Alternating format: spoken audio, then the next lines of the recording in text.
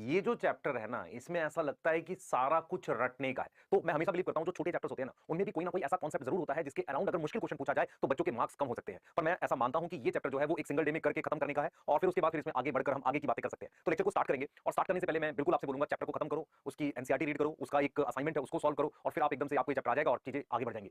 कितने क्वेश्चन आते हैं चैप्टर से? अगर मैं आपसे पूछूं कितने सवाल आते हैं चैप्टर से, तो इस चैप्टर से बेटा लगभग मेरे हिसाब से एक ही क्वेश्चन आता है और पहले भी एक ही आता रहा है। लेकिन क्योंकि नीट का सिलेबस रिड्यूस हुआ है, कुछ चैप्टर हट गए हैं, तो चांसेस हैं कि हो सकता है दो क्वेश्चन आ जाए। और सबसे हॉट टॉपिक जो क्वेश्चन पूछने के लिए आपको अगर कुछ भी नहीं पता तो एक टॉपिक है जहां पर पैक्टिनेज, प्रोटीएज, एंजाइम के बारे में दे रखा है और स्ट्रेप्टोकाइनेज, साइक्लोस्पोरिन, ये बहुत हॉट टॉपिक है। उसके अलावा सीवेज ट्रीटमेंट प्लांट एक अच्छा टॉपिक है। क्लियर? तो ऐसे बहुत सारे टॉपिक हैं जिनके बारे में पूछा जा सकता है। क्लियर? और नॉर्मली क्या होता है बेटा, हमने 2-3 साल में एक हैबिट और देखी है एनडीए की कि वो क्या करते हैं, क्वेश्चन में कुछ फुल फॉर्म भी पूछते हैं। जैसे जीईएसी उन्होंने किसके लिए पूछी थी? जीईएसी पूछी थी उन्होंने बायोटेक से। तो यहां पर 2-3 टर्म ऐसी हैं जिनकी फुल फॉर्म एग्जाम में आ सकती है। क्लियर? तो बिल्कुल मजे में पढ़ेंगे। और मैं एक बात आपको बोलना चाहूंगा बेटा, कोई भी चैप्टर ऐसा नहीं होता जिसके अंदर बेसिक्स नहीं होते। बिल्कुल बेसिक होते हैं और हम लोग सारे बेसिक्स कवर करेंगे और एकदम प्रॉपर वे में पढ़ेंगे। ठीक है? तो आपको क्या करना है, चैप्टर के नोट्स को छोटा छोटा बना लेना है अपने रजिस्टर में। तो टॉपिक क्या है बेटा इसके, देखिए स्टार्ट करेंगे। तो टॉपिक हमारे पास क्या क्या है इस टॉपिक के? सबसे पहले है household product, yes. Alcoholic beverages, yes. Antibiotic, enzyme, bioactive molecule, sewage treatment plant, biogas plant, biocontrol agent, biofertilizer. ये छोटे छोटे टॉपिक्स हैं जो माइक्रोब्स के अराउंड है, मतलब कौन से माइक्रोब्स कहां यूज होते हैं उसके अराउंड ये छोटे छोटे टॉपिक्स हैं जिनको हमें डिस्कस करना है। ठीक है? स्टार्ट कर रहे हैं, बिल्कुल मजे में देखना है और प्रॉपर समझ के देखना है। ठीक है? तो मैं चैप्टर को स्टार्ट करने से पहले एक और बात आपसे बोलना चाहूंगा कि यार क्या है कि जैसे ह्यूमन हेल्थ एंड डिजीज है, वहां बैक्टीरिया फंजाई से होने वाली डिजीज के बारे में डिस्कशन किया है। ये वो चैप्टर है जो माइक्रोब्स की हम ह्यूमन बेनिफिट को बताता है।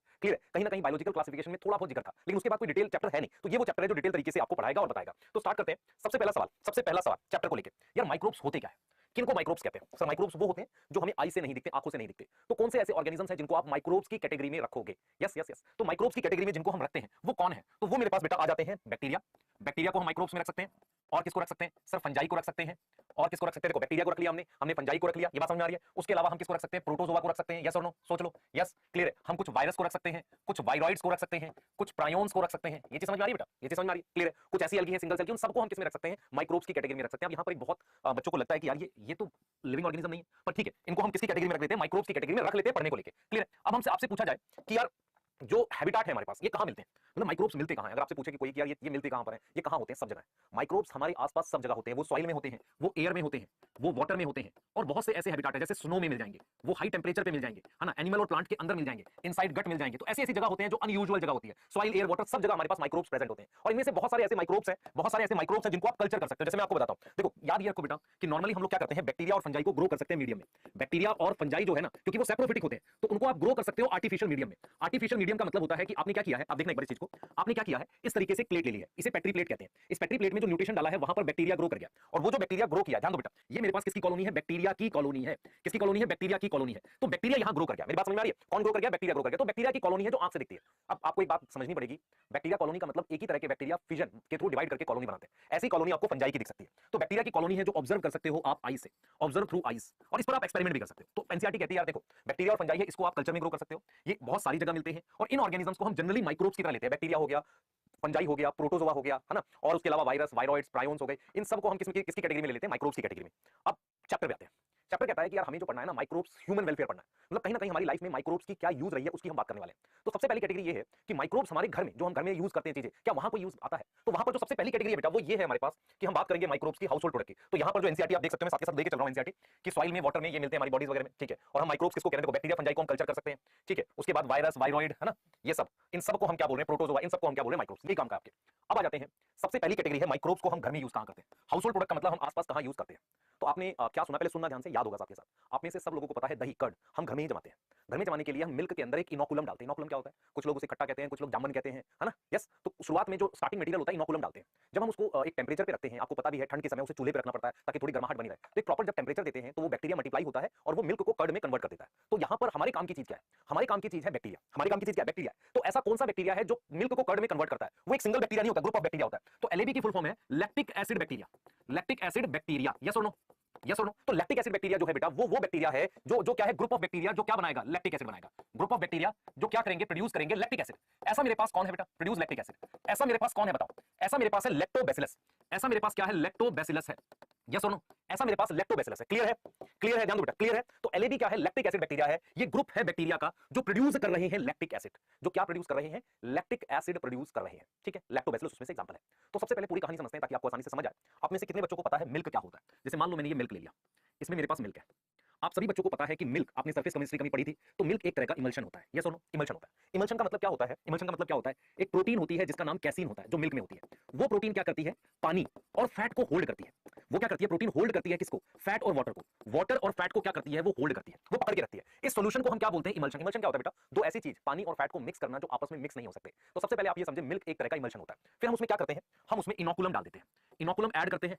तो इनोकुलम क्या होगा बेटा? स्टार्टिंग मटेरियल होता है। स्टार्टिंग मटेरियल जिसमें क्या होते हैं? लैक्टोबैसिलस होते हैं। क्या होते हैं बेटा? इनोकुलम क्या होता है? स्टार्टिंग मटेरियल जिसमें हमारे पास क्या प्रेजेंट है? लैक्टोबैसिलस होता है। यस और नो? अब ये लैक्टोबैसिलस क्या करता है? ये ग्रो करते हैं, ग्रो और मल्टीप्लाई करते हैं, ग्रो करते हैं और मल्टीप्लाई करते हैं। और क्या कंज्यूम करते हैं? शुगर। ग्रो करते हैं और मल्टीप्लाई करते हैं और क्या बनाते हैं? एसिड बनाते हैं। क्या बनाते हैं बेटा? प्रोड्यूस करते हैं एसिड। और वो एसिड कौन सा होता है? वो एसिड होता है लैक्टिक एसिड। अब ये जो एसिड होता है ना बेटा, ये पार्शियली डाइजेस्ट कर देता है मिल्क प्रोटीन को, इसको कैसीन को। मतलब हमने डाला है इनोकुलम, स्टार्टिंग मटेरियल लैक्टोबैसिलस, किसके अंदर? इनोकुलम ऐड किया है मिल्क में। क्या किया? ऐड इन मिल्क, मिल्क में डाल दिया, जिसे हम स्टार्टिंग मटेरियल कह रहे हैं, जिसमें लाखों बैक्टीरिया हो सकते हैं। वो ग्रो करता है, मल्टीप्लाई करता है, बैक्टीरिया की ग्रोथ से एसिड बनता है, जो पार्शियली डाइजेस्ट करता है मिल्क प्रोटीन को। पार्शियली डाइजेस्ट करता है किसको? मिल्क प्रोटीन को। और मिल्क प्रोटीन थोड़ा सा जम जाता है। यस, मिल्क प्रोटीन को, उससे हमारे पास कर्ड मेकिंग हो जाती है। कर्ड क्या है बेटा? थोड़ा सा मिल्क जम सा जाता है। क्लियर है? कर्ड मेकिंग हो जाती है। मेरी बात समझ में आ रही है? तो partially digestion of milk protein से कर्ड जम सी जाती है। बेस्ट एग्जांपल है छोटा बच्चा जो सिर्फ दूध पीता है, उसके स्टमक में एसिड होता है, जब वो कभी वॉमिटिंग कर देता है तो जमा जमा सा दिखता है। यस, ये बेस्ट एग्जांपल है। तो आपने ध्यान रखना है, हम अपने घर में माइक्रोब सबसे पहले कर्ड मेकिंग एक प्रोसेस है, वहां यूज करते हैं। वहां एक प्रोसेस होता है कि बैक्टीरिया जब ग्रो करता है तो लैक्टिक एसिड बनाता है, व्हिच पार्शियली डाइजेस्ट कर देता है मिल्क प्रोटीन को, और मिल्क थोड़ा जम जाता है। अब इसके अदर बेनिफिट क्या है? कर्ड मेकिंग में मतलब मुझे बेनिफिट क्या मिल रहे हैं? तो मुझे जो बेनिफिट मिलते हैं, कर्ड के अंदर अमाउंट ऑफ विटामिन B12 बढ़ जाता है। अमाउंट ऑफ क्या बढ़ गया? विटामिन B12 क्या हो गया? इंक्रीज हो गया। दूसरा, कर्ड क्या करती है बेटा? Curd can check growth of disease causing microbes. Stomach में डिजीज कॉजिंग माइक्रोब्स की ग्रोथ को वो क्या करती है? चेक करती है। चेक मतलब रोकती है। तो ये दो एडिशनल बेनिफिट है हमारे पास, ये दो एडिशनल बेनिफिट है कर्ड के। और कर्ड जो है बेटा, वो बना कौन रहा है? Lactic acid bacteria. क्या पूरा प्रोसेस समझ में आया? देख लो, क्लियर है? बताओ, जल्दी बताओ। ठीक है बेटा? तो अगर आप लाइंस देखो एनसीईआरटी की, क्योंकि क्लियर हमें लेके चलना पड़ेगा लाइंस को, तो हमारे पास क्लियर लाइंस है कि कॉमन एग्जांपल है production of curd from milk. ठीक है? लैक्टोबैसिलस, उसे हम किस कैटेगरी में रखते हैं? एलएबी में। ग्रो करता है, जब ग्रो करता है तो एसिड बनाता है, एलएबी प्रोड्यूस करता है एसिड, जो कोगुलेट कर देता है। दही जमने का मतलब मिल्क कोगुलेट हो गया। और देख लो, पार्शियली डाइजेस्ट हुआ। Yes, small amount of curd add करते हैं, जिसको हम क्या बोलते हैं? इनोकुलम बोलते हैं। यस, जिसमें मिलियंस ऑफ एलएबी होते हैं। और वो क्या क्या बेनिफिट करता है? विटामिन B12, और स्टमक में हमारे पास डिजीज कॉजिंग माइक्रोब्स की ग्रोथ को चेक करता है। अब यहां पर एक टर्म है जो मैं आपको बोलना चाहूंगा। आप में से कितने लोगों ने प्रोबायोटिक सुना है? प्रोबायोटिक क्या होते हैं बेटा? ये वो फूड मटेरियल होते हैं जो डिजीज से लड़ते हैं, मतलब जो आपकी गट को हेल्दी रखते हैं। गट को क्या रखते हैं? हेल्दी रखते हैं। ऐसा कोई प्रोबायोटिक आजकल ऐड आती है याकुल्ट नाम से, तो प्रोबायोटिक कर्ड एक नेचुरल प्रोबायोटिक है। Yes yes yes. तो ये पहला हाउसहोल्ड प्रोडक्ट है जो हमें पढ़ना है। ठीक है? अब मैं आपसे एक बात कहना चाहूंगा बेटा, हमारे घर में सबसे इंपॉर्टेंट प्रोसेस जो यूज होता है बहुत सारे प्रोडक्ट बनाने के लिए, वो होता है फर्मेंटेशन। आपने जब रेस्पिरेशन इन प्लांट पढ़ा था तो वहां पे फर्मेंटेशन नाम का प्रोसेस पढ़ा था, तो आप ये नोट कर सकते हो। मैं एनसीईआरटी आपके साथ कवर करूंगा। तो आपने फर्मेंटेशन नाम का प्रोसेस पढ़ा था। अगर आपको पता हो कि फर्मेंटेशन कितने तरह की होती है, याद करिए। फर्मेंटेशन हमने दो तरह की पढ़ी थी, याद है आपको? हमने फर्मेंटेशन कितने तरह की पढ़ी थी? सर दो तरह की पढ़ी थी। पहली फर्मेंटेशन वो थी जिसमें लैक्टिक एसिड बनता था, याद करो। लैक्टिक एसिड फॉर्म होता था, जो अभी हमने पीछे पढ़ा। पर क्या उसमें CO2 बनता था? उसमें नो CO2 फॉर्म, उसमें CO2 बनता नहीं था।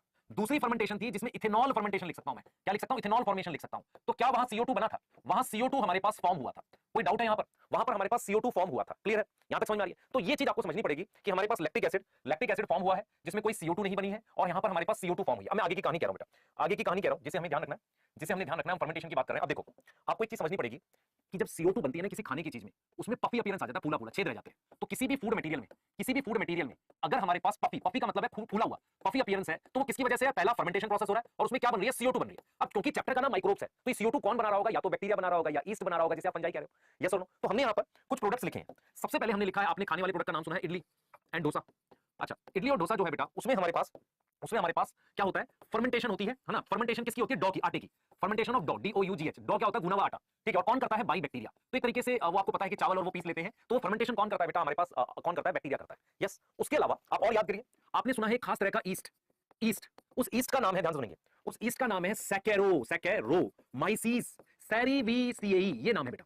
इस ईस्ट को अपने नाम देते हैं बेकर्स ईस्ट। क्या नाम देते हैं? बेकर्स। तो जितने भी बेकरी प्रोडक्ट हैं वो यही ईस्ट बनाता है। जितने भी बेकरी प्रोडक्ट हैं बेटा, जितने भी बेकरी प्रोडक्ट हैं वो ये वाला ईस्ट बनाता है। इसे हम कहते हैं बेकर्स ईस्ट। क्या बोलते हैं इसको? बेकर्स ईस्ट बोलते हैं। तो हम यहां पर क्या पढ़ेंगे बेटा? हम यहां पर बात करेंगे ईस्ट की। ईस्ट क्या नाम है? सैकेरोमाइसिस सेरिविसिएई। इस ईस्ट को हम क्या नाम देते हैं? बेकर्स ईस्ट कहते हैं। और ये इसको बेकर्स ईस्ट क्यों कहते हैं? क्या कारण है इसको बेकर्स ईस्ट बोलने का? इसको बेकर्स ईस्ट इसलिए कहते हैं बेटा, इसको बेकर्स ईस्ट इसलिए कहते हैं क्योंकि ये बेकरी प्रोडक्ट बनवाता है। तो ये भी क्या करता है? ये फर्मेंटेशन करता है। पर यहां फर्मेंटेशन एक चीज समझ आपको, ये ईस्ट जो है ये इथेनॉल भी बनाता है। ठीक है? यही ईस्ट बनाता है अल्कोहल, जो हम अल्कोहलिक बेवरेजेस वाला अल्कोहल है। ये ईस्ट बिस्किट भी बना रहा है, ब्रेड भी बना रहा है। मेरी बात समझ आ रही है? बेकर ईस्ट क्यों कह रही है? क्योंकि ब्रेड बना रहा है, बिस्किट बना रहा है। यस। और ब्रेड और बिस्किट बनाते वक्त फर्मेंटेशन तो कर रहा है, पर ये फर्मेंटेशन कर रहा है, ये ऑक्सीजन प्रेजेंस है यहां पर। ऐसा नहीं है कि ऑक्सीजन एब्सेंट है। तो इसमें भी क्या होगा? CO2 बनेगी और वो थोड़ा सा ब्रेड को कैसा अपीयरेंस आ जाता है? फूला हुआ, पफी अपीयरेंस आ जाता है। तो आपको समझना पड़ेगा कि फर्मेंटेशन एक बहुत इंपॉर्टेंट प्रोसेस है हमारे खाने में। सबसे पहले हमने पढ़ा क्या? इडली डोसा। दूसरा हमने पढ़ा ईस्ट। तीसरा हमें देखना है कि हमारे पास जो फर्मेंटेड कुछ प्रोडक्ट होते हैं, जैसे फर्मेंटेड हमारे पास सोयाबीन होता है, सोयाबीन को फर्मेंटेड कर सकते हैं। उसके अलावा फिश होती है। उसके अलावा बैम्बू की स्टेम कुछ कंट्री में खाई जाती है। बैम्बू पता है? बांस, उसकी स्टेम को फर्मेंट करके खाया जाता है। और एक ड्रिंक होता है जिसका नाम है टोडी। क्या नाम है बेटा? टोडी। टोडी, टोडी क्या है मैं बताता हूं। गांव में, यूपी में, बिहार में इसको ताड़ी कहते हैं। टोडी क्या होता है? एक पाम ट्री होता है हमारे पास, एक हमारे पास इस तरीके से पाम ट्री होता है, पाम। उस पाम ट्री से सैप मिलता है, ये पाम ट्री होता है, इससे लिक्विड मिलता है ना, उसकी लीफ पे काटकर ऐसे मटका जैसा टांग देते हैं, उसमें इकट्ठा हो जाता है। तो टोडी क्या है? फर्मेंटेड ड्रिंक है, फर्मेंटेड ड्रिंक है। कहां से ड्रिंक? कहां से? From SAP of palm tree, SAP of palm tree. और ये एक्चुअल में साउथ इंडिया का ड्रिंक है। ये है क्या? साउथ इंडियन ड्रिंक है। यस, साउथ इंडिया में ये यूज किया जाता है, साउथ इंडियन ड्रिंक है। तो ये पुअर पीपल के लिए, मतलब अल्कोहल की जगह वो ये कंज्यूम करते हैं। इसमें अल्कोहल, इथेनॉल बन जाता है। तो होता क्या है मैं बता देता हूं। पाम ट्री होता है, उसकी लीफ में शुगर निकलती है, सोल्यूशन मटके जैसा होता है, उसको ऊपर टांग देते हैं, उसमें वो शुगर इकट्ठा होकर फिर फर्मेंट हो जाती है। तो उस ड्रिंक को हम कहते हैं टोडी। क्या बोलते हैं? टोडी। आप देख सकते हो, ये देखो, this is toddy, that is bamboo stem. देख रहे हो ये किसकी स्टेम है? सर ये बैम्बू की स्टेम है, ये बैम्बू की स्टेम है, ये है टोडी। यस, यस, क्लियर है। अब इसके अलावा मेरी बात सुनिए, इसके अलावा हमारे पास एक और बहुत इंपॉर्टेंट चीज होती है, उसे कहते हैं चीज। चीज बेटा बहुत पुराने टाइम पर बैक्टीरिया और फंजाई की मदद से बनाया जाता है। चीज होता क्या है थोड़ा सा समझते हैं चीज के बारे में, ठीक है। उसमें भी हमारे पास बैक्टीरिया फंजाई यूज होता है। देखो सबसे पहले आपको पता है मिल्क, मिल्क होता है।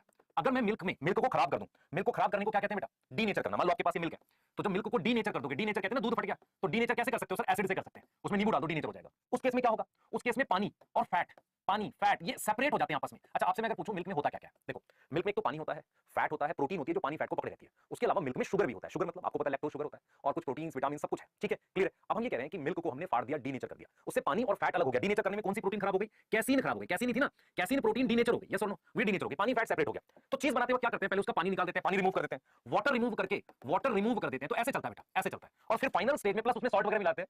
फाइनल स्टेज में, फाइनल जो स्टेज आती है ना, फाइनल स्टेज जो आती है उसमें हम क्या करते हैं बेटा? जिसे हम राइपनिंग स्टेज कहते हैं। जैसे कोई चीज पक जाती है ना, वैसा कुछ राइपनिंग स्टेज में या तो हम बैक्टीरिया, या तो बैक्टीरिया यूज करते हैं या यूज करते हैं फंजाई। जिससे क्या डिसाइड होता है? उसका फ्लेवर। क्या डिसाइड होता है? उसका फ्लेवर। फ्लेवर मतलब कैसा टेस्ट आ रहा है, टेस्ट आ रहा है, और कैसा वो दिख रहा है, कैसा वो दिख रहा है। तो हमारे पास दो तरह का चीज होता है, ठीक है। एक चीज होता है ये बेटा, ठीक है, और एक ये वाला होता है, सही है। इस वाले को कहते हैं स्विस चीज। ये वाला कौन सा है? स्विस चीज है। यस, इस चीज स्विस चीज में क्या होता है? फाइनल स्टेज में फिर रिपीट कर रहा हूं, चीज बनाने का प्रोसेस है। मिल्क लेते हैं, उसको खराब करते हैं, पानी हटा देते हैं, थोड़ा नमक मिला देते हैं, सॉल्टेड कर देते हैं। उसके बाद उस चीज को क्या करते हैं बेटा? फाइनल स्टेज में बैक्टीरिया और फंजाई की मदद से फ्लेवर, टेस्ट वगैरह, उसका टेक्सचर, टेक्सचर मतलब कैसा दिख रहा है ये डिसाइड होता है। तो हमारे पास एक चीज होता है जिसमें बड़े होल होते हैं, उसे कहते हैं स्विस चीज। आपने टॉम एंड जेरी कभी देखा होगा, ठीक है। लार्ज होल है ड्यू टू CO2, CO2 की वजह से फर्मेंटेशन हुई है, और उसके लिए बैक्टीरिया है प्रो, इसमें बैक्टीरिया यूज होता है प्रोपाइनियो। बैक्टीरिया का क्या नाम है देख लो। तो हमारे पास एक बैक्टीरिया यूज होता है जो स्विस चीज बनाता है, उसका नाम है प्रोपिनियो बैक्टीरियम शर्मिनाई। ये बैक्टीरिया का नाम है। ये किसका नाम है? बैक्टीरिया का नाम है, ठीक है, ये बैक्टीरिया का नाम। अब हमारे पास एक और चीज होता है जिसमें होल थोड़े छोटे होते हैं, उनको हम नाम देते हैं रॉकफोर्ट चीज, रॉकफोर्ट चीज। और इसमें क्या होता है? फाइनल स्टेज में फंजाई होती है। फाइनल स्टेज में क्या होती है? इसमें फंजाई है, और इसके जो होल है, छेद है, थोड़े छोटे होते हैं, होल थोड़े स्मॉल है। इसको अपने रॉकफोर्ट चीज कहते हैं। अब मेरी बात सुनिए ध्यान से बेटा, एक बहुत इंपॉर्टेंट चीज है। इसमें कोई नाम नहीं दे रखा, नाम नहीं दे रखा फंजाई का, पर क्योंकि पेनिसिलियम जीनस बहुत कॉमन है, तो इसका नाम है पेनिसिलियम रॉकफोर्टाई। रॉकफोर्टाई इसी स्पीशीज के नाम पर ये रॉकफोर्ट चीज है। तो नाम नहीं दे रखा, ये नाम गिवन नहीं है। मैं एक्स्ट्रा इसलिए बता रहा हूं क्योंकि पेनिसिलियम बहुत कॉमन जीनस है, और उसकी स्पीशीज आसानी से याद हो जाएगा। तो चीज एक बहुत पुराना प्रोडक्ट है जो बहुत पुराने समय से घर में बना लिया जाता है। तरीका आपको बता दिया मैंने, स्विस चीज और इसमें। तो चीज के लिए हम लोग देख सकते हैं डो, आपको पता है, मैंने जस्ट बोला, मैंने आपको बोला कि डो मतलब आटा जो गूंदा हुआ होता है, उससे हम फूड बनाते हैं, डोसा इडली, ठीक है। और कौन करता है? बैक्टीरिया, ये ध्यान रखेंगे। पफ मतलब फूला हुआ, अपीयरेंस क्यों आती है? CO2 की वजह से, ठीक है। उसके बाद हमारे पास which is making bread, bread बनाने के लिए मुझे क्या चाहिए? बेकर यीस्ट चाहिए, जिसका नाम है सैक्रोमाइसिस सर्विसी। उसके बाद ट्रेडिशनल ड्रिंक है टोडी, यस, क्लियर है, और साउथ इंडिया में बनता है। उसके अलावा बेटा फिश, सोयाबीन और बैम्बू के स्टेम से हम क्या बनाते हैं? फर्मेंटेड फूड बनाते हैं। उसके बाद चीज क्या है? चीज is one of the oldest food item, ठीक है, क्लियर है। डिफरेंट वैरायटी ऑफ चीज हमें पता है, जो टेक्सचर, फ्लेवर और टेस्ट इसमें अलग-अलग होते हैं। और वो क्यों होता है? क्योंकि उसमें अलग-अलग माइक्रोब्स यूज करते हैं, ठीक है। लार्ज होल्स किसमें मिलते हैं? स्विस चीज में, और उसमें लार्ज अमाउंट ऑफ CO2 बनती है इसलिए, और वो बैक्टीरियम ने बनाई है। किसमें? Propionibacterium shermanii. और रॉकफोर्ट चीज किसने बनाया? फंजाई ने। मैंने कहा नाम नहीं रखा, ठीक है। और वो कब? फाइनल स्टेज में, ripened bye growing a specific fungi. इस फंजाई की वजह से वो टेस्ट आता है रॉकफोर्ट चीज का। यस, अब आ जाओ, यस, क्लियर। अब आ जाओ माइक्रोब्स इन इंडस्ट्री। तो हमने घर में पढ़ लिया, सबसे पहले हमने घर में पढ़ लिया माइक्रोब्स को कहां यूज करते हैं। सेकंड हम बात करेंगे कि माइक्रोब्स को इंडस्ट्री में कहां यूज करते हैं। तो इंडस्ट्री में बेटा सबसे पहला तो क्या होता है? देखो माइक्रोब्स को हम क्या बनाते हैं? बहुत बड़ी इंडस्ट्री है ये, इथेनॉल वाली, अल्कोहलिक बेवरेज बनाते हैं। एक तो ये हो गया इंडस्ट्री में। दूसरा, माइक्रोब्स से हम एंटीबायोटिक्स बनाते हैं। एंटीबायोटिक्स इतनी ज्यादा कंजम्पशन है किसी भी कंट्री में, बहुत बीमारियां बेटा, तो एंटीबायोटिक्स भी माइक्रोब से मिलती है। और तीसरा, मेरे पास कुछ एंजाइम्स मिल जाते हैं, कुछ एसिड्स मिल जाते हैं, और कुछ और केमिकल मिल जाते हैं जिन्हें कहते हैं बायोएक्टिव मॉलिक्यूल। बायोएक्टिव मॉलिक्यूल क्या होते हैं बेटा? ये वो केमिकल कंपाउंड होते हैं जो मतलब किसी नेचुरल चीज से मिले और हमारी बॉडी में वो कोई ना कोई रोल परफॉर्म कर सकते हैं। मैं नॉर्मली तेरी बॉडी में, हमारी बॉडी में गोल्ड, सिल्वर या कोई और केमिकल डालता हूं, ऐसा नहीं कि डालते काम करेगा, बहुत मुश्किल होता है कि वो कुछ काम कर रहे हो, बॉडी में जाएंगे एक्सक्रीट हो जाते हैं। लेकिन बायोएक्टिव केमिकल वो केमिकल्स होते हैं जो कोई रोल परफॉर्म करते हैं। तो हम यहां पर इस चीज पे डिस्कशन करेंगे, बेवरेजेस, एंटीबायोटिक, है ना, क्लियर है? यस, अब आ जाओ। सबसे पहले बात करते हैं अल्कोहलिक बेवरेजेस। कुछ लोगों को लगता है बेटा ये खराब चीज है, बिल्कुल खराब चीज है, क्योंकि इंडिया में इसकी कंजम्पशन जो है वो इस तरीके से की जाती है जो एक तरीके का बेवरेज नहीं है, मतलब उसको पिएंगे तो फिर पीते रहेंगे, पर ये खराब चीज है, ठीक है। इसके नेगेटिव इंपैक्ट आपको ड्रग्स वाले चैप्टर में एमडी सर ने जरूर बताया। अब हमें क्या करना है बेटा? ये कैसे बनता है इसके बारे में जानना है, कौन से माइक्रोब्स इन्वॉल्व है। तो सबसे पहले मैं आपसे कहूंगा कि अल्कोहलिक बेवरेज बनाने के लिए एक बहुत बड़ा बर्तन होता है, बहुत बड़ा वेसल होता है। अब वो वेसल जिसमें जिसमें फर्मेंटेशन चले, यस, तो क्या उसे हम बायोरिएक्टर बोल सकते हैं? बिल्कुल बोल सकते हैं। बायोरिएक्टर वो बड़ा बर्तन होता है जहां पर कोई लिविंग ऑर्गेनिज्म या कोई एंजाइम कोई प्रोडक्ट बनाए। तो इसका मतलब जो हम बात कर रहे हैं, हम बात कर रहे हैं फर्मेंटर की। तो अल्कोहल जो होती है ना, इथेनॉल जो बनती है वो कैसे बनती है? इथेनॉल बनती है प्रोड्यूस बाय प्रोड्यूस बाई कैसे बनती है आपको पता है?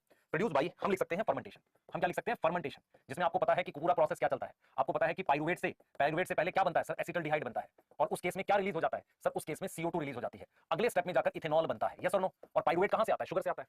तो फर्मेंटेशन होता है। क्या इसमें CO2 रिलीज हो रही है? यस, इसमें CO2 रिलीज हो रही है। यस। अब ऐसा बड़ा बर्तन जहां फर्मेंटेशन होती है, लार्ज वेसल जहां फर्मेंटेशन होती है, उसका नाम क्या है बेटा? उसको नाम देते हैं फर्मेंटर्स। क्या नाम दोगे? फर्मेंटर्स। तो फर्मेंटर्स एक तरह का टाइप ऑफ बायोरिएक्टर ही है, क्योंकि यहां एनारोबिक कंडीशन लगाते हैं, तो टाइप ऑफ बायोरिएक्टर है, यस और नो? यस और नो सोचो, ये एक तरह का बायोरिएक्टर है। अब तुम्हारे पास क्या दे रखा है बेटा? तुम्हारे पास दे रखा है ईस्ट, उसका नाम है सैकेरोमाइसीस सेरीविसिएई। ये एक तरह का ईस्ट है जो हमने पीछे पढ़ा था। इसको हम ब्रीवर्स ईस्ट भी कहते हैं।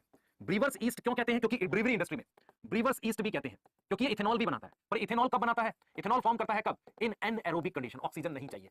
यस, ठीक है, क्लियर। ठीक है, तो आपको यहां पर दो बातें याद रखनी है। बड़ा सा बर्तन जहां इथेनॉल बनाते हैं वेसल, उसे कहते हैं फर्मेंटर। दूसरा, इथेनॉल बनाने के लिए मोस्टली ईस्ट यूज होता है, उस ईस्ट का नाम है सैकेरोमाइसिस सर्विसिएई। ईस्ट एक तरह की फंजाई है। तो फंजाई क्या इथेनॉल बनाती है? यस यस, ठीक है। दूसरा सवाल जो आपके दिमाग में आपको रखना है कि यार अल्कोहलिक बेवरेजेस आपने बहुत सारे सुने हैं, हमें सिर्फ 4-5 की बात करनी है। होता क्या है कि कौन सा अल्कोहलिक बेवरेज बनेगा, ये किस बात पे डिपेंड करता है? पहला है रॉ मटेरियल, और दूसरा है कि वो डिस्टिल्ड है कि नहीं। मतलब क्या हुआ? आपने पुरानी मूवी में देखा होगा कि यार वो दारू की भट्टी चला रहे होते हैं जिसमें नीचे कुछ गर्म कर रहे होते हैं। कहीं ना कहीं एक प्रोसेस होता है जिसमें क्या करते हैं? इथेनॉल की कंसंट्रेशन बढ़ाते हैं। आपने रेस्पिरेशन प्लांट में पढ़ा है कि 13% का अगर इथेनॉल बन जाए, उससे ज्यादा में वो रोक देता है, वो प्रोसेस को रोक देता है और इथेनॉल नहीं बनने देता।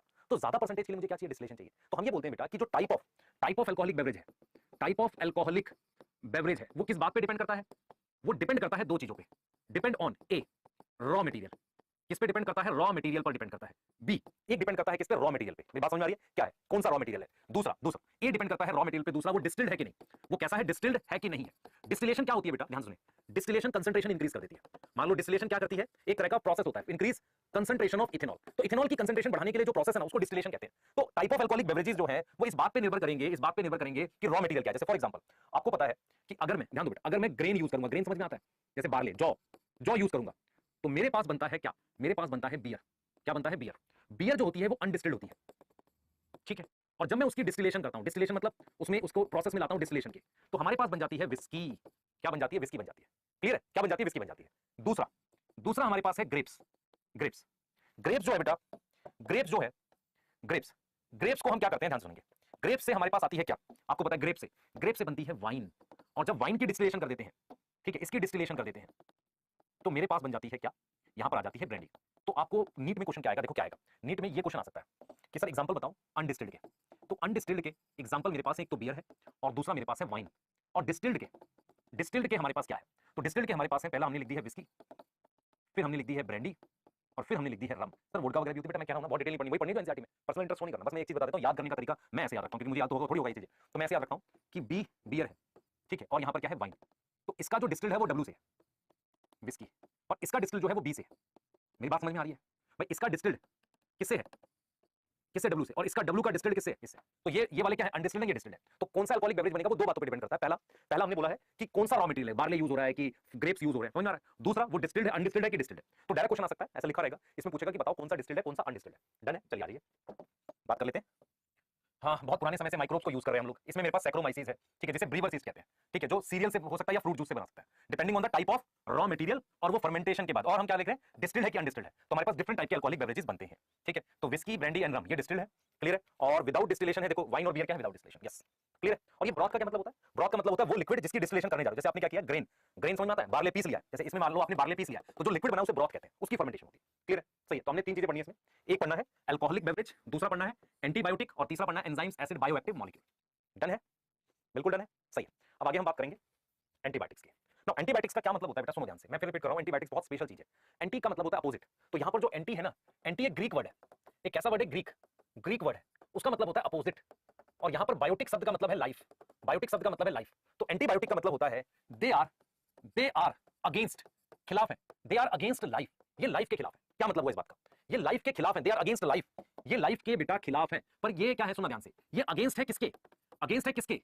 फॉर हार्मफुल, जो हमें नुकसान पहुंचा रहे हैं ना, उन माइक्रोब्स के।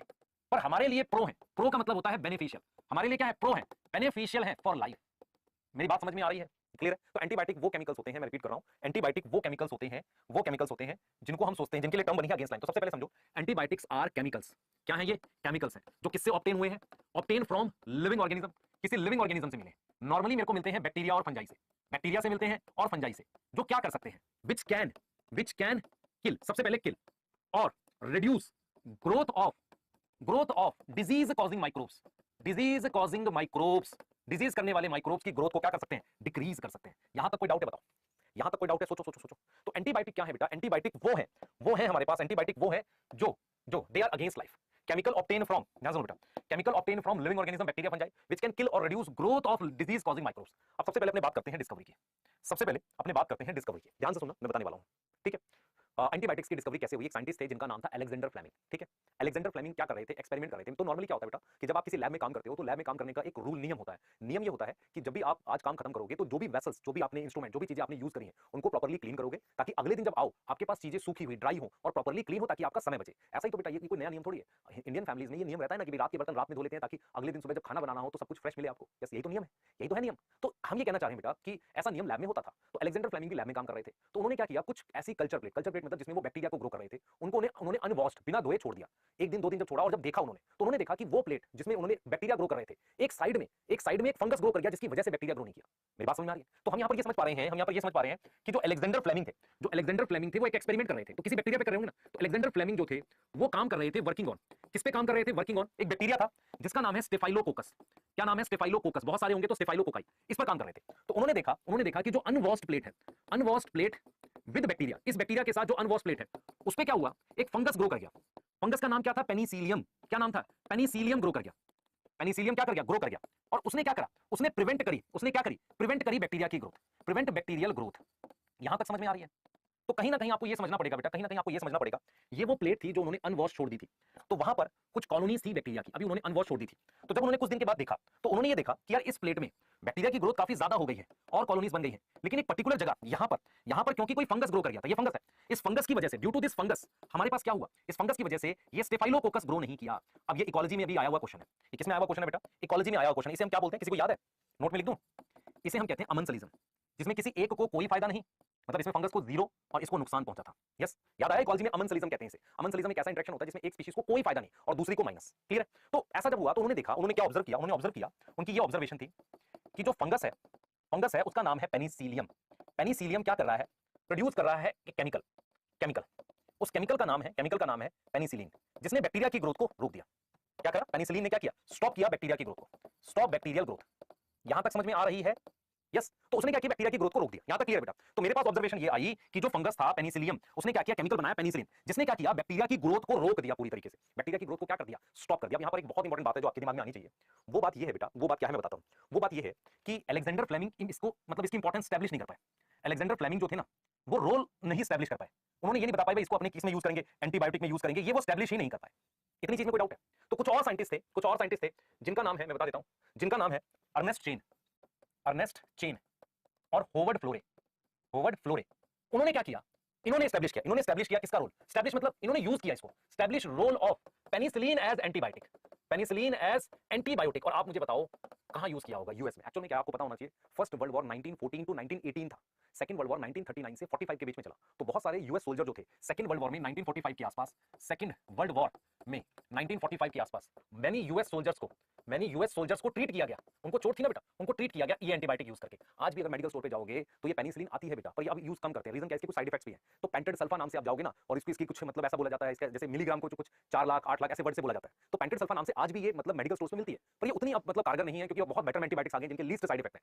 पहले ऐसा नहीं था, पहले बहुत सारी ऐसी एंटीबायोटिक्स थी ही नहीं। और मैं आपको बता देता हूं, ये एंटीबायोटिक्स के बिना हम समझ ही नहीं सकते वर्ड हो सकता है। तो एंटीबायोटिक्स जो है वो यूज होती है, use in cure of many deadly disease. बहुत सारी ऐसी डेडली डिजीज हैं जिनका क्योर आजकल एंटीबायोटिक से करते हैं। जैसे डिप्थीरिया है बेटा, आपने ट्यूबरकुलोसिस सुना है? Tuberculosis, yes. आपके पास एक डिप्थीरिया होगा, ट्यूबरकुलोसिस हो गया, हमारे पास वूपिंग कफ हो गया, यस, है ना, टेटनस हो गया। ऐसी बहुत सारी डिजीज हैं जिनका क्योर किया जाता है किसकी वजह से? एंटीबायोटिक्स की वजह से। यस, ठीक है बेटा। तो एंटीबायोटिक्स जो है वो कौन-कौन सी डिजीज क्योर करते हैं? Diphtheria, tuberculosis, whooping cough, tetanus, plague भी होती है, ठीक है। प्लेग हो सकती है, लेप्रोसी सुना है सबने? बेटा लेप्रोसी जो है उसे कुष्ठ रोग कहते हैं, है ना। और बहुत ज्यादा मतलब ऐसी डिजीज थी जो कम्युनिकेबल थी। तो ऐसी बहुत सारी बीमारियां थी जिनसे पूरे के पूरे गांव खत्म हो जाते थे। ऐसी डिजीजों का अब ट्रीटमेंट पॉसिबल है एंटीबायोटिक से। तो ये चीज आपने याद करनी है। क्या इनके माइक्रोब्स याद करने ऐसा जरूरी नहीं है, एनसीईआरटी ने दिया नहीं है तो आपको करने की जरूरत नहीं है। तो आप देख सकते हो ये कुछ दे रखा है बेटा यहाँ पर, वूपिंग कफ, काली खांसी, डिप्थीरिया, गलघोटू, लेप्रोसी, प्लेग, इनके लिए हम यूज कर सकते हैं। और आप देखो एंटीबायोटिक्स में यहाँ क्लियरली लिखा अगेंस्ट लाइफ है, पर वैसे प्रो लाइफ होता है। Yes yes yes, Alexander Fleming काम कर रहे थे स्टेफाइलोकोकस पे, है ना, और स्टेफाइलोकोकस ग्रो नहीं किया बिकॉज ऑफ अनवॉश कल्चर प्लेट थी, और किसकी वजह से, पेनिसिलियम नोटेटम की वजह से। फुल पोटेंशियल किसने लिया, अर्नेस्ट चेन और होवर्ड फ्लोरे ने, और इनको सेकंड वर्ल्ड वॉर के बाद बेटा नोबेल प्राइज भी मिलता है तीनों को, है ना, Chain Florey were awarded with the Nobel prize. ठीक है, आगे चलते हैं। आगे चलेंगे बेटा, हमने कहा था कि कुछ ऐसे केमिकल्स हैं, कुछ ऐसे एंजाइम हैं और जो इंडस्ट्रियल बनाए जाते हैं। तो मैं सबसे पहले आपको बताऊंगा एसिड्स। कुछ ऐसे एसिड्स हैं जो माइक्रोब से मिलते हैं, है ना। तो हम क्या करेंगे, हम सबसे पहले नेम ऑफ एसिड्स पढ़ेंगे। ठीक है, नेम ऑफ एसिड पढ़ेंगे, किस माइक्रोब से मिलता है और वो क्या है, बैक्टीरिया की फंजाई, ये पढ़ना है। एक टेबल आपके लिए बना रहा हूं, मैं फिर बोल रहा हूं, this is the most important topic जहां से क्वेश्चन आएगा। तो हमारे पास क्या है बेटा, तीन कैटेगरी की चीजें हम लोग बात करेंगे। पहला एसिड, एसिड जो माइक्रोब से मिलता है। दूसरा कुछ ऐसे एंजाइम्स हैं और कुछ ऐसे बायोएक्टिव मॉलिक्यूल है। तो तीन कैटेगरी में सबसे पहली कैटेगरी है एसिड्स, जो किससे मिलते हैं, माइक्रोब से। उसमें मैंने सबसे पहले लिखा है बेटा, मान लो लैक्टिक एसिड, एक मैंने लिख दिया लैक्टिक एसिड, यस। एक मैंने लिख दिया ब्यूटाइरिक एसिड, ब्यूटाइरिक एसिड। एक लिख दिया मैंने यहां पर एसिटिक एसिड, एसिटिक एसिड। ठीक है, तो लैक्टिक एसिड किसने बनाया, बैक्टीरिया का नाम lactobacillus, yes, lactobacillus. Butyric acid बनाया है क्लोस्ट्रीडियम, जी ना, सही है, क्लोस्ट्रीडियम। ठीक है, क्लोस्ट्रीडियम, ब्यूटाइलिकम, अब ये उसकी स्पीशीज है। और याद करो एसिटोबैक्टर, एसिटोबैक्टर एसिटाई, ये तीनों जो मैंने लिखे ना, ये तीनों बैक्टीरिया है। ये तीनों क्या है, बैक्टीरिया है, इनसे मुझे एसिड मिलता है। जो याद करोगे, जो नाम भूल जाओगे, वो मेरे पास सिट्रिक एसिड है। सिट्रिक एसिड मुझे मिलता है एक फंगस से, उसका नाम है एस्परजिलस। किसको याद है एस्परजिलस किस ग्रुप में आता था, याद करो, एस्परजिलस किस ग्रुप में था, एस्कोमाइसीज में। और ये एक तरह का फंजाई है। तो आपकी एनसीईआरटी ने 4 एसिड दिए हैं जो एसिड कमर्शियली बनाए जाते हैं इन माइक्रोब्स को ग्रो करके। ये माइक्रोब्स जब ग्रो करते हैं तो ये एसिड्स बनाते हैं। क्लियर है। अब एसिड्स के बाद मुझे क्या पढ़ने, एंजाइम के नाम पढ़ने। कौन से ऐसे एंजाइम, मैं फिर रिपीट कर रहा हूं, मैं 3 टेबल ड्रॉ कर रहा हूं। इन टेबल को 2 से 3 बार लेक्चर के बाद लिख कर याद करना है। कोई मकारी नहीं, कोई गड़बड़ नहीं, क्योंकि इन्हीं के आसपास क्वेश्चन सबसे ज्यादा मिलेंगे आपको। सबसे पहले मैं एक एंजाइम का नाम लिख रहा हूं जिसे हम कहते हैं जाइमेज। क्या लिख रहा हूं, जाइमेज। ये एंजाइम का नाम दे नहीं रखा, पर इसका नाम दे रखा है। माइक्रोब का नाम है सैकेरोमाइसिस, और ये क्या बनाता है बेटा, इथेनॉल बनाता है। क्या बनाता है, ये इथेनॉल बनाता है। तो इथेनॉल प्रोडक्शन के लिए जो एंजाइम है ना, वो मेरे पास क्या है, जाइमेज है। दूसरा एक और एंजाइम बताता हूं आपको। मैंने यहां पर लिखा है पैक्टिनेज और मैंने लिखा है प्रोटीएज। ठीक है, इसके लिए माइक्रोब नहीं रखा, पर आप जरा समझो ध्यान से। आपने देखा है कि जो बॉटल जूस हमारे पास होता है, जो बॉटल जूस मार्केट में मिलता है, तो जो मार्केट में बॉटल जूस मिलता है वो थोड़ा क्लियर होता है। वो बॉटल जूस क्या होता है, थोड़ा सा क्लियर होता है। क्लियर समझ में आता है, थोड़ा साफ होता है। तो जो बॉटल जूस मार्केट में मिलता है वो थोड़ा सा हमारे पास साफ ज्यादा होता है। तो वो क्यों होता है बेटा, क्योंकि जैसे मान लो मेरे पास ये मेरे पास क्या है, जूस है, ये मेरे पास जूस है। इस जूस में फाइबर्स होते हैं ऐसे प्रोटीन के। तो ये जो फाइबर्स होते हैं ना, इन फाइबर्स को डाइजेस्ट करता है ये एंजाइम, डाइजेस्टेड बाय प्रोटीएज और पैक्टिनेज। तो प्रोटीएज और पैक्टिनेज उसे डाइजेस्ट करता है। तो आपको इनका रोल याद करना है। रोल क्या आएगा इनका, क्लियर बॉटल जूस। ये बॉटल जूस को क्या कर देंगे, क्लियर कर देंगे, साफ कर देंगे। यहां तक क्लियर है बात। तो सबसे पहले मैंने यहां पर लिखा है जाइमेज, सबसे पहले मैंने लिखा है जाइमेज, फिर मैंने लिखा है प्रोटीएज और पैक्टिनेज। ठीक है, तीसरा हम लोग जो लिख रहे हैं, थर्ड हम लोग जो लिख रहे हैं, पहला हमने जाइमेज लिखा है, दूसरा हमने पैक्टिनेज और प्रोटीएज लिखा है। ठीक है, ये दूसरा हो गया और पहला जाइमेज हो गया। ये क्या करता है, मार्केट में जो बॉटल जूस मिलते हैं वो थोड़े साफ होते हैं, उनमें उतने धागे वगैरह नहीं होते, लेकिन जो आप जूस वाली की दुकान पे जाकर पीते हो उसमें थोड़े धागे होते हैं, फाइबर होते हैं। उन फाइबर्स को क्लियर करने के लिए प्रोटीएज और पैक्टिनेज। तीसरा मेरे पास एक एंजाइम होता है लाइपेज। अब लाइपेज का इसका कोई माइक्रो नहीं रखा अभी। भाई ये क्या करेगा सर, लिपिड डाइजेस्ट करेगा। अब मेरी बात बहुत ध्यान से सुनेंगे, आपको 1 मिनट में समझ में आ जाएगी। ध्यान सुनो बेटा, होता क्या है आपको पता है कि ठंड के समय कपड़े कम गंदे होते हैं, गर्मियों में ज्यादा गंदे होते हैं, ज्यादा उन पे डस्ट चिपकता है। इसका रीजन बता सकते हो? रीजन क्या होता है कि समर में हमारी जो बॉडी है वो ऑयल प्रोड्यूस करती है, उस ऑयल पर डस्ट आसानी से चिपक जाती है। यस, तो ऑयल एक तरह का लिपिड होता है। तो अगर मैं लॉन्ड्री फॉर्मुलेशन मतलब डिटर्जेंट में अगर लाइपेज मिक्स कर दूं तो ऑयल आसानी से हट जाएगा, क्योंकि लाइपेज क्या करेगा, उस ऑयल को डाइजेस्ट कर देगा। तो हम ये बोल सकते हैं कि लाइपेज क्या है, इसको मिक्स करते हैं, mix with laundry. Laundry formulation का मतलब डिटर्जेंट के साथ मिक्स कर दो। क्लियर है, और वो हेल्प करता है, help to clean oily stain. क्या क्लीन कर देगा, ऑयली स्टेन क्लियर कर देगा। यस और नो? तो इथेनॉल प्रोडक्शन के लिए हमारे पास जाइमेज है, पैक्टिनेज और प्रोटीएज क्या कर रहा है, क्लियर कर रहा है बॉटल जूस को, और लॉन्ड्री फॉर्मुलेशन में हेल्प कर रहा है ये क्लीन करने के लिए oily stain. Now next is हमारे पास डी, लाइपेज हो गया, जाइमेज हो गया। उसके बाद नेक्स्ट हम लोग क्या कर रहे हैं बेटा, नेक्स्ट हमने फर्स्ट लिखा है जाइमेज, सेकंड लिखा है पैक्टिनेज प्रोटीएज, थर्ड लिखा है हमने लाइपेज। अब हम इसके बाद का डिस्कशन कर रहे हैं, बहुत ध्यान से सुनना, आपके लिए इंपॉर्टेंट है। उसके बाद बेटा हमने जब ये लिख लिया, एक हमारे पास एंजाइम है जिसका नाम है स्ट्रेप्टोकाइनेज। अब ये एक तरह के बैक्टीरिया से मिलता है, उस बैक्टीरिया का नाम है स्ट्रेप्टोकोकस। ये वही स्ट्रेप्टोकोकस है जो निमोनिया कर सकता है, और उसकी स्पीशीज हो सकता है दूसरी हो। ये क्या करता है बेटा, स्ट्रेप्टोकोकस एक्ट करता है एज अ क्लॉट बस्टर। इसका इंजेक्शन आता है, इसका क्या आता है, इंजेक्शन आता है स्ट्रेप्टोकाइनेज का। क्या होता है मेरे पास, जैसे मान लो मेरे पास ये हमारे पास हम यहाँ पर इस तरीके से ये ऐसे हार्ट बना रहे हैं। ठीक है, हार्ट में मेरे पास ये ब्लड की सप्लाई जा रही है ऐसे। अब इस ब्लड की सप्लाई में क्लॉट है, अगर ये क्लॉट है ना तो इसकी वजह से उस पर्टिकुलर टिश्यू में क्या नहीं जाएगी, ब्लड नहीं जाएगा, और वो टिश्यू डैमेज हो जाएगा। तो स्ट्रेप्टोकाइनेज क्या करता है, वो क्लॉट को डाइजेस्ट कर देता है। इसका एक इंजेक्शन आता है। तो ये क्या करेगा, बेटा, ये किसको दिया जाता है, ये प्रिवेंट करता है हार्ट अटैक, मायोकार्डियल इन्फ्रैक्शन। जैसे किसी पेशेंट को हार्ट अटैक आया, हार्ट अटैक क्यों आया कि मान लो ये हिस्सा है, यहां ब्लड जा तो रहा है लेकिन इस हिस्से में टिश्यू डैमेज होने लग रहा है। क्यों हो रहा है, क्योंकि ब्लड कम जा रहा है। कम क्यों जा रहा है, क्योंकि ब्लड की उस ट्यूब में हमारे पास कॉर्नरी आर्टरी है जो भी, उसमें मेरे पास क्लॉट आ गया है। अगर उस क्लॉट को डाइजेस्ट कर दे या ब्लड को थोड़ा थिन कर दे तो स्ट्रेप्टोकाइनेज क्या करता है, उस क्लॉट्स को डाइजेस्ट कर देता है, ब्लड थोड़ा पतला हो जाता है। तो जब भी कभी हार्ट अटैक का पेशेंट आता है और उसमें ऐसा लगता है कि ब्लड क्लॉट की वजह से कुछ ऐसा हो रहा है, तो उसको स्ट्रेप्टोकाइनेज का इंजेक्शन लगाया जाता है। तो स्ट्रेप्टोकाइनेज एक एंजाइम है, और ये एंजाइम क्लॉट को ब्लड में जाके क्लॉट को डाइजेस्ट कर देता है। तो हमने एंजाइम क्या पढ़े, जाइमेज, प्रोटीएज, पैक्टिनेज, लाइपेज, स्ट्रेप्टोकाइनेज। ये वो एंजाइम है जो माइक्रोब से मिलते हैं और हमारे लिए यूजफुल है। इन दोनों के माइक्रोब्स नहीं दे रखे तो नहीं करने, इनके करने हैं। यस यस यस, तो 4 एसिड है और 4 आपके पास एंजाइम है। क्लियर है? अब इसके अलावा हमारे पास बेटा बायोएक्टिव मॉलिक्यूल होते हैं। बायोएक्टिव मॉलिक्यूल क्या है कि किसी ऑर्गेनिज्म से ये केमिकल मिल जाएगा और हमारी बॉडी में कोई ना कोई प्रॉपर फंक्शन परफॉर्म करेगा। क्लियर है? तो इसमें सबसे पहला मेरे पास है स्टैटिन, केमिकल का नाम है स्टैटिन। क्लियर है? अब स्टैटिन जो है वो एक उससे मिलता है ईस्ट से। अब आपको पता है ईस्ट एक तरह की फंजाई है, यस, उस ईस्ट का नाम है सैक्रोमाइसिस नहीं मोनेस्कस। तो इसका मतलब ईस्ट एक ग्रुप होता है मोनेस्कस परप्यूरियस। क्या नाम है बेटा? मोनेस्कस परप्यूरियस। और स्टैटिन क्या करता है, ध्यान सुनो, ये काम करता है एक्ट एज, इसकी टैबलेट आ सकती है, cholesterol lowering agent. Cholesterol lowering agent कैसे काम करता है बताता हूं। देखो हमारी बॉडी में कोलेस्ट्रॉल जो होता है, जो जिसे हम कहते हैं कि अगर कोलेस्ट्रॉल ज्यादा हो जाएगा तो कहीं ना कहीं वो क्या करता है, ब्लड में कहीं फंसने लगेगा, ऐसा कुछ करता है। तो हमारी बॉडी में जो कोलेस्ट्रॉल है उस कोलेस्ट्रॉल को डिक्रीज करने के लिए, उस कोलेस्ट्रॉल को डिक्रीज करने के लिए मतलब नॉर्मली क्या होता है, कोई एंजाइम होता है हमारे पास, ध्यान सुनो बेटा, ऐसे देख लेते हैं इसको। हमारे पास एक एंजाइम होता है जो कोलेस्ट्रॉल की सिंथेसिस कर रहा है, कोलेस्ट्रॉल की सिंथेसिस कर रहा है, और कोलेस्ट्रॉल अगर ज्यादा हो रहा है तो ब्लॉक कर सकता है कैपिलरीज वगैरह को, तो ठीक है। तो स्टैटिन क्या करता है, इस एंजाइम के साथ कंपीट करता है। स्टैटिन क्या करेगा, कंपीट विद एंजाइम, कंपटीशन करेगा, कंपीट विद एंजाइम जो किसमें इन्वॉल्व है, enzyme involve in cholesterol synthesis. इसका मतलब कोलेस्ट्रॉल का लेवल घट जाएगा, यस सर, कोलेस्ट्रॉल सिंथेसिस वाले एंजाइम के साथ कंपीट करेगा। ये पूछता है कि कैसे काम करता है, तो ये कंपीट करता है एंजाइम के साथ, इसलिए स्टैटिन नाम के केमिकल को हम कहते हैं कोलेस्ट्रॉल लोवरिंग एजेंट। यस, एक और बेटा हमारे पास केमिकल होता है, उसका नाम है साइक्लोस्पोरिन ए, ये केमिकल है, क्लियर है। और ये जिस माइक्रोब से मिलता है उसका नाम है ट्राइकोडर्मा, ट्राइकोडर्मा फंगस है, ट्राइकोडर्मा पॉलीस्पोरम। किसी को याद है ये किस ग्रुप में आता है ट्राइकोडर्मा? सोचो, दिमाग लगाओ, ट्राइकोडर्मा किस ग्रुप में आता है बेटा, याद आ रहा है? सोचो,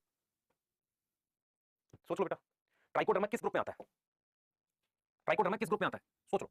तो हम यहाँ पर ये बोल रहे हैं कि स्टैटिन है, उसके बाद साइक्लोस्पोरिन ए है, ठीक है। तो ट्राइकोडर्मा पॉलीस्पोरम जो है, ये मैंने ये लिख दिया, देखो ट्राइकोडर्मा पॉलीस्पोरम जो है ना बेटा, ये मिलता है किससे, एक फंगस है ये क्या है, फंजाई है, और इसका काम होता है immuno suppressive agent, immuno suppressive agent. मेरी बात सुनना ध्यान से, जैसे आपको पता है कि जब ऑर्गन ट्रांसप्लांट होता है, जैसे मान लो मेरे पास ये कोई ह्यूमन है, इसमें हमने बाहर से किडनी लगा दी, इसमें बाहर से हमने क्या लगा दी, किडनी लगा दी, क्लियर, बाहर से हमने किडनी लगा दी। अगर यहाँ पर बाहर से हमने किडनी लगाई है, बाहर से हमने क्या लगाई, किडनी लगाई, तो रिजेक्ट हो सकती है। तो क्या होता है कि ड्यूरिंग ऑर्गन ट्रांसप्लांट हम क्या करते हैं बेटा, ड्यूरिंग ऑर्गन ट्रांसप्लांट, जब हम ऑर्गन ट्रांसप्लांट करते हैं, करवाते हैं, कभी ऑर्गन ट्रांसप्लांट कराते हैं, ड्यूरिंग ऑर्गन ट्रांसप्लांट, तो उस वक्त क्या होता है, we need to suppress immune system. हो सकता है उस वक्त इन्फेक्शन भी हो जाए, और इम्यून सिस्टम को क्यों सप्रेस करना है, सो दैट उससे क्या होगा, ऑर्गन रिजेक्शन नहीं होगी, वो किडनी जो है ना बेटा वो रिजेक्ट नहीं होगी।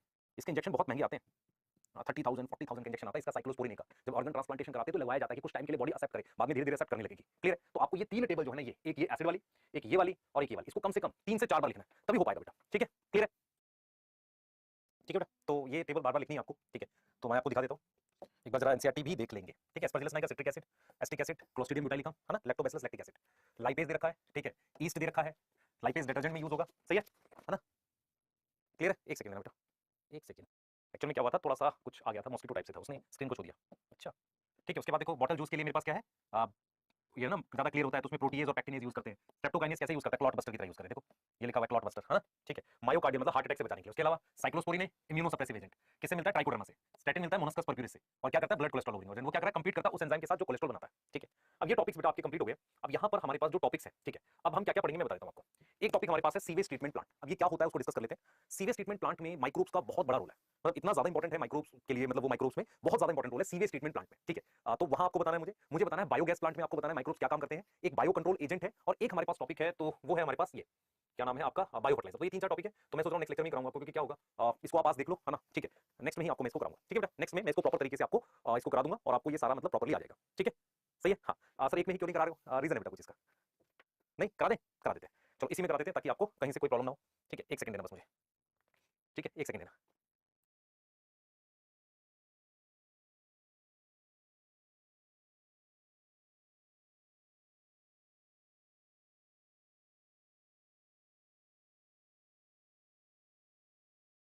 हाँ बेटा, ये जो है इसको यहीं तक कर रहे हैं। उसके बाद मैं ये कह रहा हूँ आपसे कि मंडे ट्यूसडे वेडनेसडे में किसी एक दिन आपका एक लेक्चर आ जाएगा, एक लेक्चर और होगा 1 घंटे का, उसमें खत्म हो जाएगा। मैं रीजन है किसी वजह से इसको यहाँ पे रोक रहा हूँ, ठीक है। यहाँ तक आप बढ़िया से करिए, उसके बाद इसको हम आगे एक लेक्चर में फिनिश कर लेंगे, ठीक है। और फिर अपना कंटिन्यू करेंगे मॉलिक्यूलर जेनेटिक्स 3-4-5 लेक्चर जो भी है उसको लेके, और आपके फिर एक लिविंग वर्ल्ड और 3 चैप्टर इकोलॉजी के। तो मुझे लग रहा है 15 फैब के आसपास अपने करा ले जाएंगे सिलेबस को, ठीक है। डन, कोई दिक्कत की बात, ठीक है। और एक दो चीजें मैं आपको बोल देता हूँ बेटा, थोड़ा मेहनत करो आप भी, है ना, एफर्ट करो, कर सकते हैं हम लोग, अच्छा ठीक है, सही। हाँ चलो मिलते हैं नेक्स्ट, बाय।